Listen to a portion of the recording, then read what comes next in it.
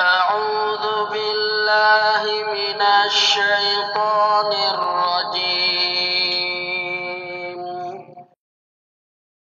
Assalamualaikum warahmatullahi wabarakatuh. Waalaikumsalam. Innal hamdalillah nahmaduhu wa nasta'inuhu wa nastaghfiruh wa na'udzu billahi min shururi anfusina wa sayyiati a'malina may yahdihillahu fala mudhillalah wa may yudlil fala hadiyalah. Wa asyhadu an la ilaha illallah wahdahu la syarikalah wa asyhadu anna Muhammadan 'abduhu wa rasuluh. Amma ba'd. Sahabat Mumtaz atau Mumtaz Peduli, pada pertemuan kedua ini kita akan melanjutkan sebagian dari pembahasan sebelumnya mengenai bagaimana setiap muslim dan muslimah menghadapi situasi adanya wabah yang cukup mengancam pada zaman kita ini. Perlu diketahui bahwa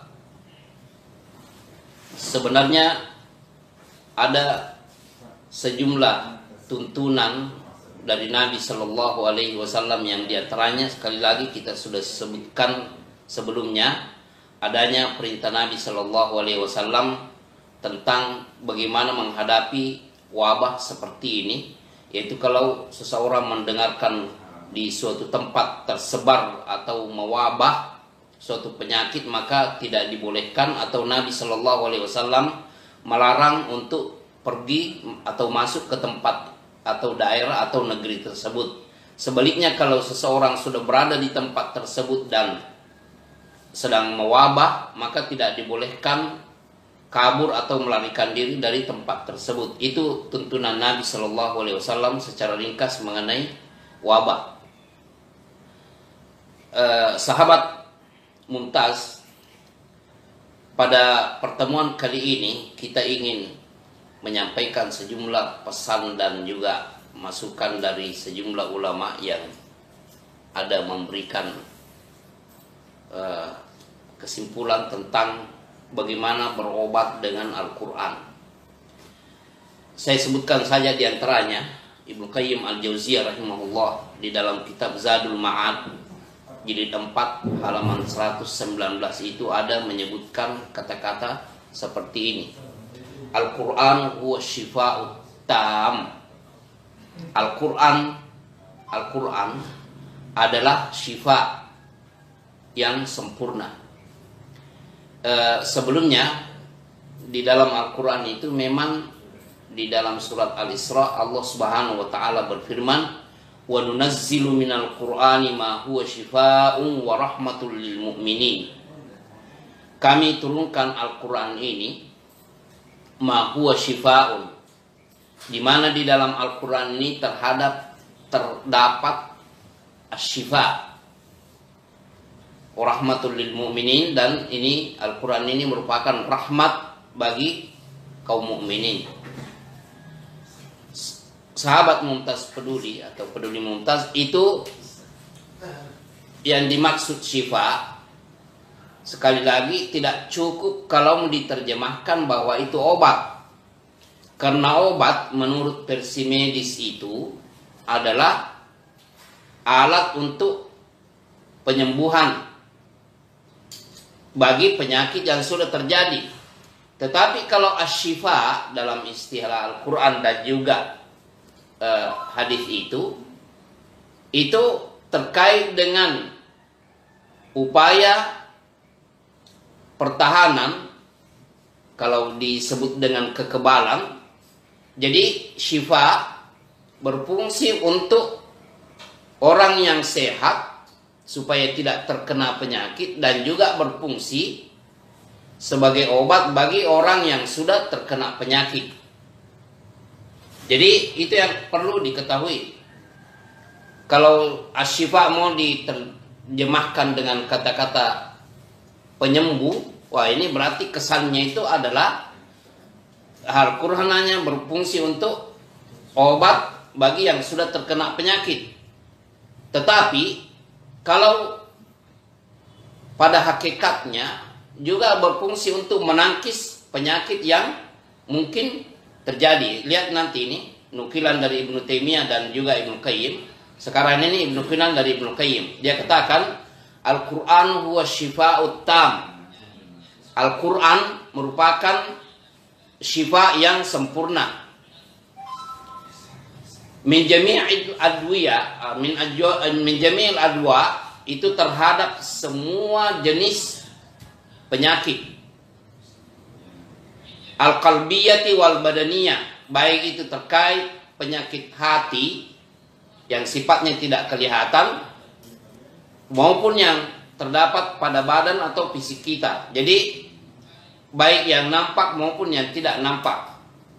Al-Quran huwa syifa'ut tam min jami'il adwa al-qalbiyah wal badaniyah wa adwa'ud dunya wal akhirah, dan juga merupakan syifa bagi seluruh penyakit dunia dan penyakit akhirat. Nah, ini keumuman Al-Quran tentang syifa ini. Wa nunazzilu minal Qur'ani ma huwa syifaa'un wa rahmatul lil mu'minin. Kami turunkan Al-Quran di mana di dalam Al-Quran tersebut sudah terdapat asyifa yang kita butuhkan untuk segala penyakit yang mungkin dan atau sedang melanda kita, baik yang nampak maupun yang nampak. Begitu juga untuk kebutuhan syifa di dunia ini maupun di akhirat nantinya. Mungkin ada yang bertanya, kok syifa rupanya di akhirat nanti? Bukan seperti ini. Ada sabda Rasulullah SAW tentang membaca Al-Quran. Di dalam hadis saya, Rasulullah SAW sabda, "Iqra'ul Quran." Baca oleh kalian Al-Quran. Fa innahu ya'ti syafi'an li ashabihi. Fa innahu ya'ti yawmal qiyamati syafi'an li ashabihi. Karena nanti pada hari kiamat Al-Quran akan datang memberikan syafaat bagi orang yang sering membacanya. Ya, jadi berguna sebagai syifa di dunia dan di akhirat. Kalau di dunia ini berfungsi untuk segala jenis penyakit, baik sebelum melanda maupun sudah melanda, baik yang secara nampak maupun yang tidak nampak, secara lahir ataupun secara batin. Khususnya penyakit yang ada di dalam hati yang tidak nampak bagi sesama makhluk, itu mengobatinya dengan cara banyak membaca Al-Quran, mentadaburi Al-Quran, atau menjadikan Al-Quran sebagai tawassul untuk mendapatkan kesembuhan tersebut. Sahabat, kami sampaikan nanti bagi yang ikut interaktif di acara ini, mungkin menyampaikan pertanyaan apakah itu secara tertulis maupun mau berbicara secara langsung, tapi kaitan pertanyaannya adalah yang terkait dengan materi kita pada hari ini. Sahabat peduli, ada perkataan Ibnu Qayyim yang lainnya, bisa kita nukil juga dari kitab Zadul Ma'ad dengan jilid yang sama, itu jilid 4. Kalau tadi halamannya berbeda dengan sekarang ini halaman 352. Ibnu Qayyim Al-Jauziyah rahimahullah ada berungkap seperti ini, saya langsung saja tanpa menyebut nasnya. Dia katakan, apabila seorang yang sudah sakit memperbaiki proses pengobatannya dengan Al-Quran. Jadi kalau tadi dia ungkapkan bahwa Al-Quran merupakan asyifa'ut tam, merupakan syifa yang sempurna. Di sini dia katakan apabila seseorang yang sudah terjangkit penyakit memperbaiki cara pengobatannya dengan Al-Quran, meletakkan bacaan Al-Quran ini dengan penuh kejujuran bahwa dia itu merasa butuh dengan syifa yang terdapat di dalam Al-Quran. Begitu juga keimanan yang ada di dalam hatinya, meyakini sepenuhnya bahwa firman Allah ini betul-betul sangat ampuh. Inilah yang disebut dengan istilah orang pada zaman kita ini memiliki sugesti.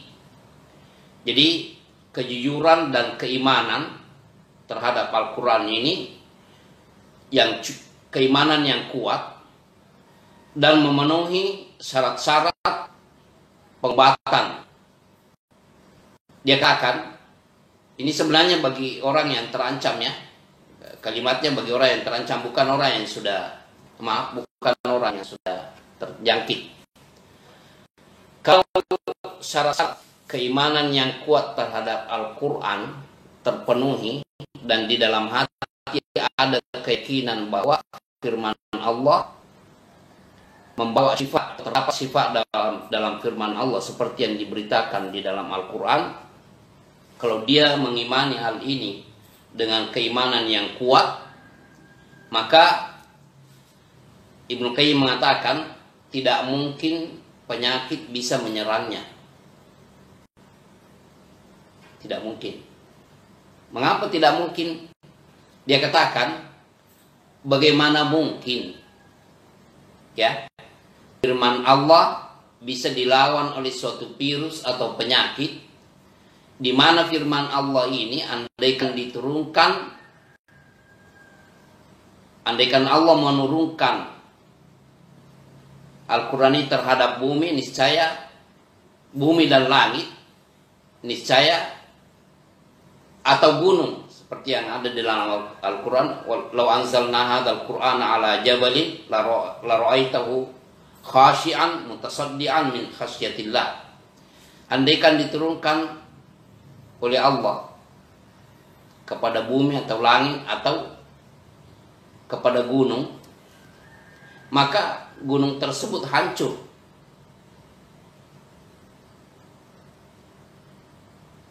Atau bumi akan terbelah dengan diturunkannya Al-Quran ini kepadanya. Jadi kalau hanya virus atau penyakit biasa saja, itu tidak mungkin bisa menyerang. Ini kata-kata Ibnu Qayyim Al-Jauziyah rahimahullah. Kalau seseorang yang betul-betul meyakini dan mengimani sepenuh hati akan Al-Quran, tapi keimanan yang dibuktikan dengan perbuatan, karena menurut kaidah Ahlus Sunnah wal Jamaah, yang dimaksud keimanan itu adalah sesuatu yang ada di dalam hati, terucap dengan lisan, begitu juga dia dibuktikan dengan perbuatan, ketaatan, dan dia bisa berkurang dan juga bisa bertambah, atau bisa bertambah dan bisa berkurang, bertambah dengan ketaatan, berkurang dengan kemaksiatan. Masalahnya keimanan terhadap Al-Quran itu kita harus buktikan. Apa yang dimaksud dengan pembuktian di sini? Ya, membaca Al-Quran, menjadikan Al-Quran sebagai zikir sebelum tidur dan juga ketika bangun tidur. Ada waktu yang memang kita siapkan untuk membaca dan menggali, mentadabburi Al-Quran dalam kehidupan sehari-hari kita. Ini harus dibuktikan. Kalau memang mengimani Al-Quran dengan keimanan yang bisa memenuhi syarat dan standar sebagai obat bagi diri kita. Jadi Al-Quran, selama hal ini kita yakini bahwa kalam Allah merupakan obat bagi umat manusia, bagi kaum mukminin, ya insya Allah virus yang selama ini dikatakan cukup mengancam, ya Rahman